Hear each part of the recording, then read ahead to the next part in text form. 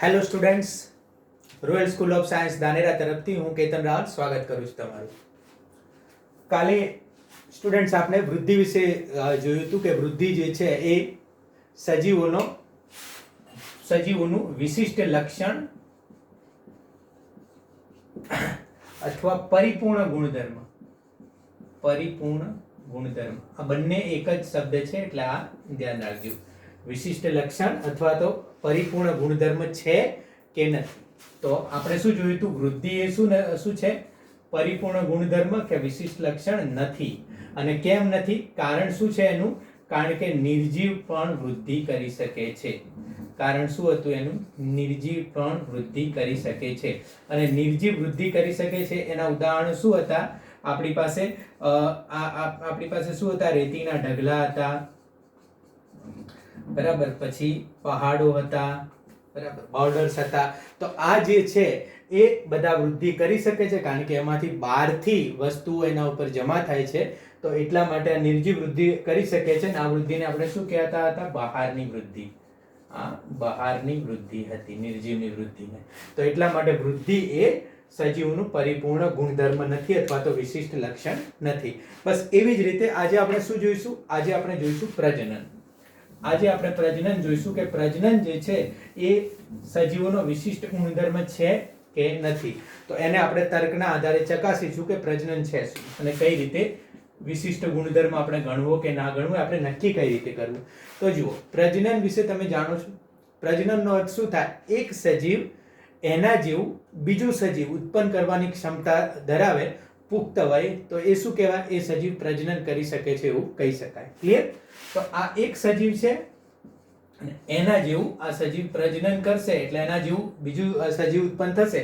એને આપણે શું કહીશું? સંતતિ. આ સજીવની શું કહીશું? સંતતિ. અને આ સજીવને શું કહેવામાં આવશે? પિતૃ. પિતૃનો અર્થ ખાલી પિતાથી નથી, માતા અને પિતા બંને. એને શું કહેવાય? પિતૃ. બરાબર. તો આ સંતતિ જે છે આ પિતૃ દ્વારા ઉત્પન્ન થઈ છે, એટલે સંતતિના જે લક્ષણો જે છે, મોટાભાગના લક્ષણો કેવા હશે? પિતૃ જેવા હશે. સંતતિ કેવા લક્ષણો ધરાવે? પિતૃ જેવા લક્ષણો ધરાવે. ક્લિયર થઈ ગયું? તો આ રીતે પ્રજનન, આને પ્રજનન કહેવાય. મતલબ આ પ્રજનનની મૂળ વાક્ય અથવા તો મૂળ મુદ્દો પ્રજનનનો આ છે. હવે આપણી પાસે છે એ પ્રજનન બે પ્રકારનું છે. હવે એ પણ તમને ખબર છે, તમે આટલા સુધી જાણતા હતા. અને પ્રજનન બે પ્રકારનું છે એ પણ તમને ખ્યાલ છે. બોલો, કોને કોને ખબર છે પ્રજનન કેટલા પ્રકારનું છે? બે પ્રકારનું છે. એમાં આ એક છે લિંગી અને બીજું અલિંગી પ્રજનન. લિંગી પ્રજનન અને અલિંગી પ્રજનન. આના વિશેના ખ્યાલ અમુકને સ્પષ્ટ હશે અને અમુકને સ્પષ્ટ નહીં હોય કે લિંગી પ્રજનન અલિંગી પ્રજનન એટલે એકચ્યુઅલી શું. હવે જુઓ, લિંગી પ્રજનનમાં નર અને માદા બંનેની જરૂરત પડે. નર અને માદા બંને ભેગા થાય અને જે પ્રજનન કરે એને લિંગી પ્રજનન કહેવાય ને. એના દ્વારા શું પેદા થાય? સંતતિ. આ ક્લિયર વસ્તુ. અને અલિંગી પ્રજનનમાં એવું ના હોય, બરાબર, કે નર અને માદા બંને ભેગા છે. ખાલી એકલ પિતૃ જે છે, સિંગલ પેરેન્ટ છે, એકલ પિતૃ દ્વારા પણ પેદા થઈ શકે. એટલે એમાં શું હોય કે એક સજીવ જે છે એના જેવું જેવું બીજું સજીવ પેદા કરી શકે. એમાં બે સજીવ થઈને એક બીજું સજીવ પેદા કરી શકે એવું ચોક્કસ એવું એનો મતલબ જરૂરી નથી અલિંગીમાં. ક્લિયર થયું? આમાં નર અને માદા બંને જોઈશે, સંતતિ પેદા થશે. આ એકલ પિતૃથી પેદા થશે અલિંગીમાં. ક્લિયર? હવે આગળ જે છે ચેપ્ટર્સ એમાં જોઈશું પ્રજનનમાં કે કઈ રીતે છે. હવે જુઓ, આ લિંગી પ્રજનન છે એ કોણ કોણ કરી શકશે? જે ઉચ્ચ કક્ષાની વનસ્પતિઓ અથવા તો પ્રાણીઓ છે એમાં શું થશે? લિંગી પ્રજનન. એટલે પાછું ઉચ્ચ કક્ષામાં વૃદ્ધિમાં આવ્યું હતું. ઉચ્ચ કક્ષા અહીંયા આવશે અને અહીંયા નિમ્ન કક્ષાના પ્રાણીઓ અથવા તો વનસ્પતિઓ છે એમાંથી જે છે એ અલિંગી પ્રજનન કરે છે. ફ્રેન્ડ્સ, આ અલિંગી પ્રજનન છે ને એના પ્રકારો છે. એના અલગ અલગ ટાઈપના પ્રકારો છે ને એ પ્રકારોથી લગભગ ક્વેશ્ચન પૂછાતો હોય છે. એવું છે નહીં કે અલિંગી પ્રજનન ખાલી આ ચેપ્ટરના એટલા ફકરામાં જ છે, આગળ છે, પણ એમાંથી પ્રશ્ન પૂછાતો હોય. એટલે આપણે અત્યારથી એને સમજવાનું તો ચાલુ જ કરીશું કે જેથી આપણને આગળ જતા ક્લિયર ખબર પડે કે અલિંગી પ્રજનન એકચ્યુઅલી છે શું. અને અત્યારનો જે ફકરો આ પ્રજનનનો જે આપેલો છે તમારા ફર્સ્ટ ચેપ્ટરમાં, એ તો તમારા 10માના નોલેજના આધારે આપેલો છે. જો હવે આમાં તમને જે અલિંગી પ્રજનન આપેલા છે કયા કયા આપેલા છે? જુઓ, પહેલું આપેલું છે બહુગુણન. પહેલા આપણે લખી દઈશું કયા કયા આપેલા છે, પછી સમજીશું પછી એના ઉદાહરણ લખી દઈશું. ઉદાહરણ લખવા એમાં કઈ સમજણ હશે નહીં, પહેલા આપણે લખીશું પછી આપણે સમજ મેળવીશું, પછી એમાંથી ઉદાહરણ જોઈ લઈશું. બહુગુણન આપેલું છે તમને, પછી બીજું શું આપેલું છે? કલિકા સર્જન આપેલું છે, કલિકા સર્જન આપેલું છે. પછી ત્રીજું શું આપેલું છે? સાચું પુનર્સર્જન આપેલું છે, પુનર્સર્જન આપેલું છે. અને ચોથું આપેલું છે અવખંડન. આટલા તમને આપેલા છે. હવે આ ચારે ચારનો જો તમને ડિફરન્સ ખબર હોય તો વેરી ગુડ, બહુ સરસ છે. અને જો ડિફરન્સ ના ખ્યાલ હોય તો અહીંયા તમે ધ્યાન રાખો, આપણે ડિફરન્સ કરીએ. જો લિંગી પ્રજનન જે છે ઉચ્ચ કક્ષામાં થતું હોય અને નર અને માદા વચ્ચે લિંગી પ્રજનન થાય છે. લિંગી પ્રજનનના પ્રકારો હમણાં આપણે જાણવાની કોઈ જરૂર નથી, પણ આ લિંગી પ્રજનન વિશે જોઈ લઈએ. એટલે હું આ લિંગી પ્રજનન જે છે એ અહીંયાથી હટાવી દઉં છું અને આને આપણે સમજવાનો પ્રયત્ન કરીએ છીએ. બહુગુણન એટલે શું મતલબ થાય? બહુગુણન એટલે કોઈ પણ એક વનસ્પતિ અથવા તો કોઈ પણ એક બેક્ટેરિયા અથવા તો સજીવમાંથી એક કરતા વધારે, આવો જુઓ, બેક્ટેરિયા છે ને એ બાઇનરી ફિશન કરે, બરાબર? બેક્ટેરિયા શું કરે? એક બેક્ટેરિયામાંથી આવી રીતે થાય તો એ બાઇનરી પર, એ પણ એક પ્રકારનું બહુગુણન છે. બહુગુણન એટલે એકમાંથી આ રીતના અલગ અલગ ટાઈપની સંતતિઓ પેદા થાય ઘણી બધી. તો આ શું થઈ ગયું? બહુગુણન. ક્લિયર છો તમે બહુગુણન વિશે? આમાં શેનું ઉદાહરણ આપેલું છે? બહુગુણનમાં ફૂગનું ઉદાહરણ આપેલું છે બહુગુણનમાં. ક્લિયર થઈ ગયું? હવે છે કલિકા સર્જન. જોજો, કલિકા સર્જનમાં ધારો કે આ સજીવ છે અને આ સજીવની ઉપર એક કલિકાનું નિર્માણ પામે, આમ કલિકા. આ કલિકા આ રીતે નીચે જાય ને, નીચે પછી એ કલિકામાંથી શું થાય? નવા સજીવનું ઉત્પન્ન થાય, નવો સજીવ. ક્લિયર? આ કલિકામાંથી તો આમાંથી શું થાય? આમાં બહુગુણન કરીને એક સજીવ બીજા કરશે ને આ એક પર્ટિક્યુલર પાર્ટ છે, પર્ટિક્યુલર ભાગ છે, મતલબ આ એક જ ભાગ છે આ કલિકા એવો, એમાંથી જ નવા સજીવનું ઉત્પન્ન થશે.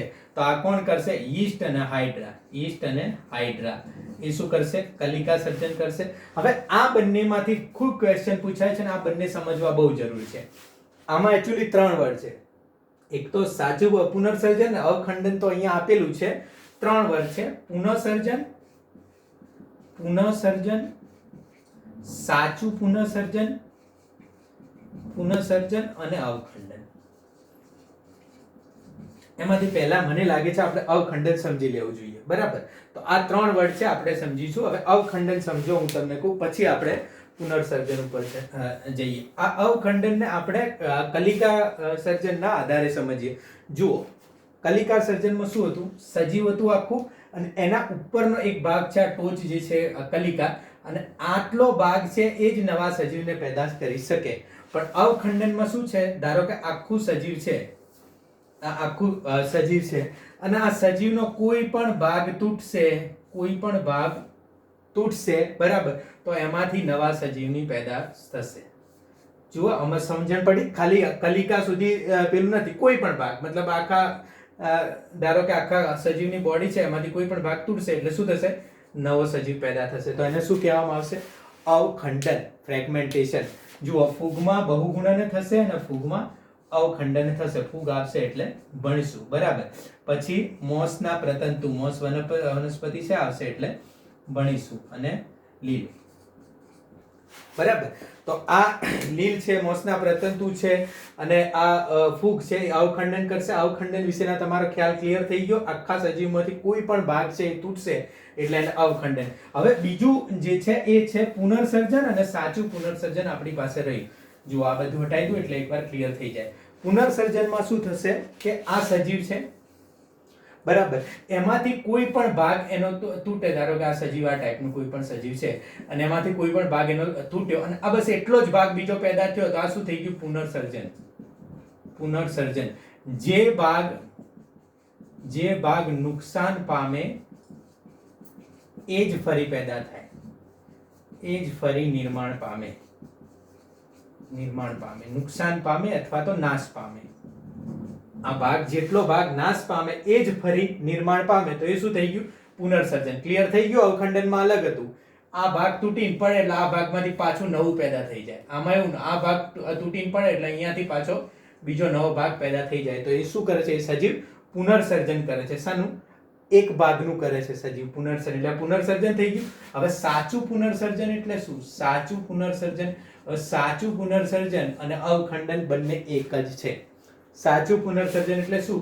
સજીવનો કોઈ પણ ભાગ જે છે એ તૂટે તો એમાંથી જે છે ફરીથી સજીવ પેદા થાય, તો એ સાચું પુનર્સર્જન. અને અવખંડન બંને એક જ છે, પુનર્સર્જનમાં ખાલી એક જ ભાગ ક્લિયર થાય. હવે સાચું પુનર્સર્જન કોણ કરે છે? સાચું પુનર્સર્જન પ્લેનેરિયા ચપટાકૃમિ કહેવાય, ચપટાકૃમિ કહેવાય.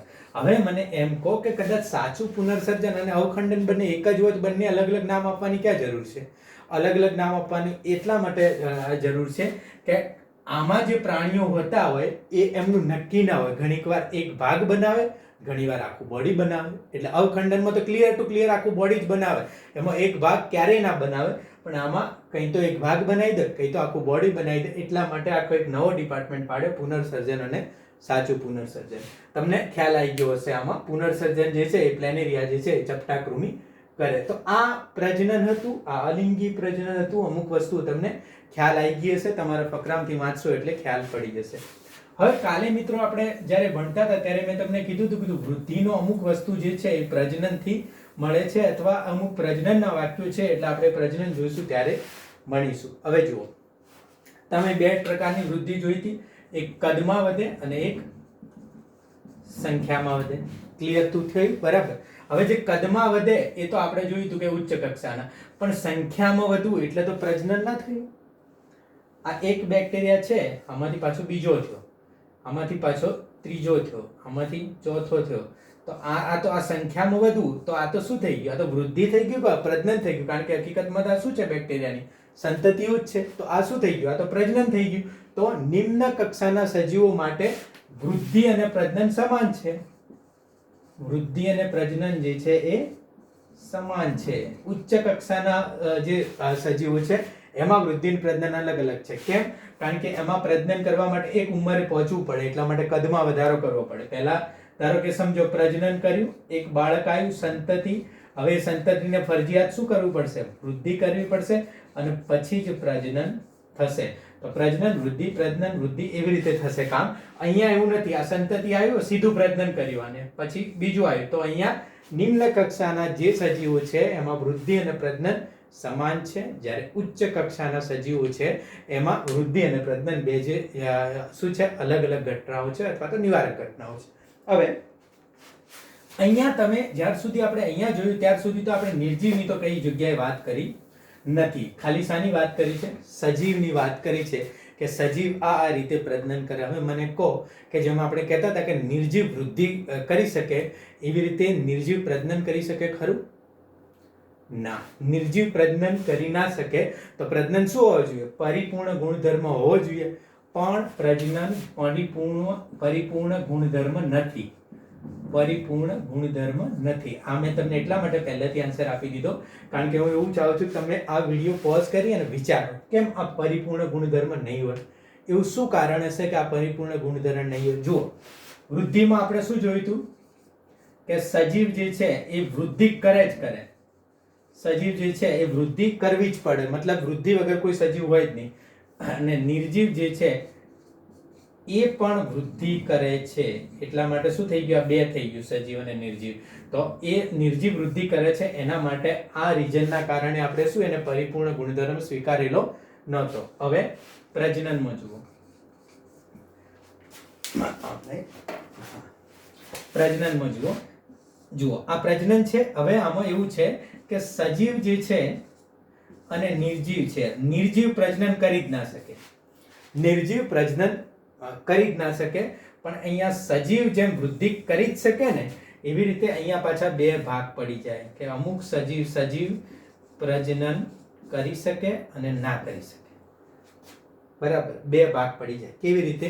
બધા સજીવ પ્રજનન કરવું એટલે શું? બીજી સંતતિ પેદા કરવી. બધા જ સજીવો કઈ પ્રજનન ના કરી શકતા. કન્ફર્મ ના હોય કે દરેકને બીજી સંતતિ પેદા થશે. બરાબર. કામદાર માખી. હવે કામદાર માખી, વંધ્ય કામદાર માખી હંમેશા વંધ્ય જ હોય. વંધ્ય કામદાર માખી એટલે આપણે મધમાખી આવે છે ને, એમાં વચ્ચે જે છે ને કે રાણી હોય છે, એ જ પ્રજનન કરી અને સંતતિ પેદા કરી શકે.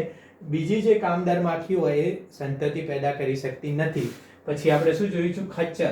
ખચ્ચર પોતાના જેવું ખચ્ચર પેદા ના કરી શકે. બરાબર, કારણ કે એ શંકર કોમ છે, તો બીજું એવું જે છે એ પેદા ના કરી શકે. પછી વંધ્ય કપલ, વંધ્ય યુગલો.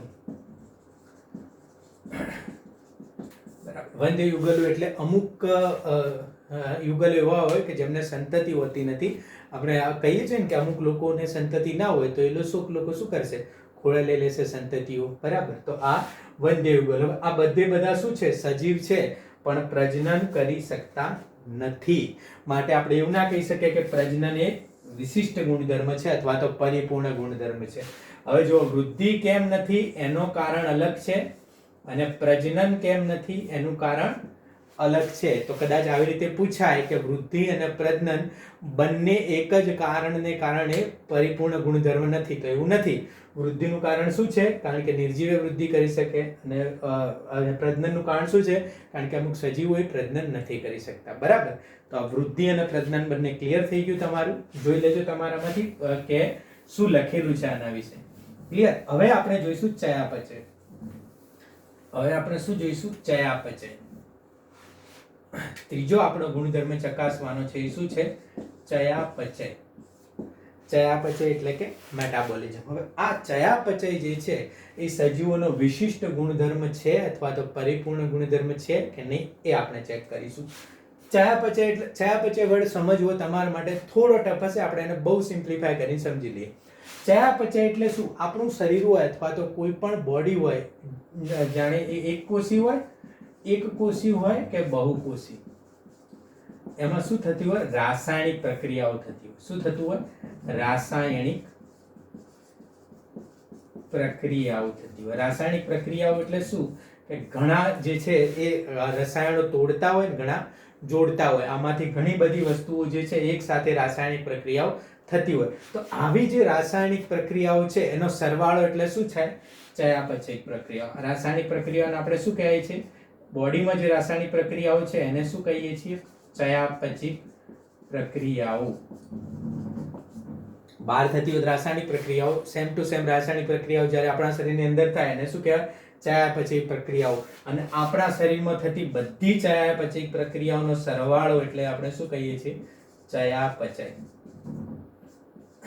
આપણા શરીરમાં અત્યારે ઘણી બધી પ્રક્રિયાઓ ચાલી રહી છે, બધીનો સરવાળો એટલે શું થશે? ચયાપચય. એક કોષમાં ઘણી બધી ચયાપચય ક્રિયાઓ ચાલુ હોય. એવું નથી કે આખા બોડીમાં થઈ. એક કોષમાં ઘણી બધી ચયાપચય ક્રિયાઓ ચાલુ હોય. આપણે જ્યારે કોષ પ્રકરણ ભણીશું ત્યારે તમને બહુ મજા આવશે, ખૂબ જ ઇન્ટરેસ્ટ આવશે અને જોઈશું કે કઈ કઈ રીતે ચયાપચય ક્રિયાઓ ચાલુ છે. બરાબર. અત્યારે તમને આટલું ખ્યાલ પડી ગયો કે ભાઈ રાસાયણિક પ્રક્રિયાઓ શરીરમાં જેટલી થતી હોય, શરીરમાં થતી રાસાયણિક પ્રક્રિયાઓ શું કહેવાય? ચયાપચય પ્રક્રિયાઓ. અને એમનો સરવાળો એટલે શું થાય? ચયાપચય તરીકે ઓળખાય. હવે એકકોષી અને બહુકોષી બંનેમાં આ સરવાળો જે છે એ ચયાપચય તરીકે ઓળખાય છે. હવે મને કહો, કોઈ પણ નિર્જીવ વસ્તુમાં ચયાપચય થાય ખરું? નિર્જીવમાં ચયાપચય થાય? નિર્જીવમાં ક્યારેય ચયાપચય ના થાય. કારણ કે નિર્જીવ જે છે પોતાના અંદર કોઈ પણ રાસાયણિક પ્રક્રિયા કરતું નથી. બરાબર. નિર્જીવ જે છે એના અંદર ચયાપચય થતું નથી કારણ કે ઘણા બધા વસ્તુઓ. ચયાપચય જે છે એ બે શબ્દોથી બનેલું છે, ચય અને અપચય. ચય એટલે જોડવું. બે જે મોલિક્યુલ છે અથવા તો બંને જે રાસાયણિક પદાર્થો છે એને જોડવું એટલે ચય. અને આ બંને એક કોઈ પણ રાસાયણિક પદાર્થો છે એને બેમાં તોડવું એટલે આ શું છે? આ અપચય. આ જોડવું અને આ તોડવું. યાદ રાખજો. ચયાપચય જે છે ચય અને અપચય બંનેથી બનેલું છે. ચય એટલે જોડવું અને અપચય એટલે તોડવું. હવે આ જે છે એ ખાલી સજીવમાં જ થાય. નિર્જીવ જે છે એ કોઈ દિવસ પોતાની અંદર ચયાપચય કે રાસાયણિક પદાર્થોને પોતાની જાતે તોડી શકતું નથી. હવે એ લોકોએ શું કીધું છે કે કોષની બહાર, શરીરની બહારના માધ્યમમાં જો કદાચ આ કસનળીમાં કોષો નાખી અને ચયાપચય કરવામાં આવે તો આને શું કહેવાય? તો આ જે છે એ સજીવ કહેવાય કે ના કહેવાય? તો સમજો કે આ પ્રક્રિયા છે એ શું છે? જીવિત પ્રક્રિયા છે. આપણે વૃદ્ધિમાં જોઈ ગયા હતા. જીવિત પ્રક્રિયા છે તો પ્રક્રિયાને ચોક્કસપણે શું કહેવાય? આ પ્રક્રિયાને ચોક્કસપણે શું કહેવાય? જીવિત. પણ જેની અંદર થાય છે એ કસનળી કઈ શું છે? કોષથી બનેલી નથી.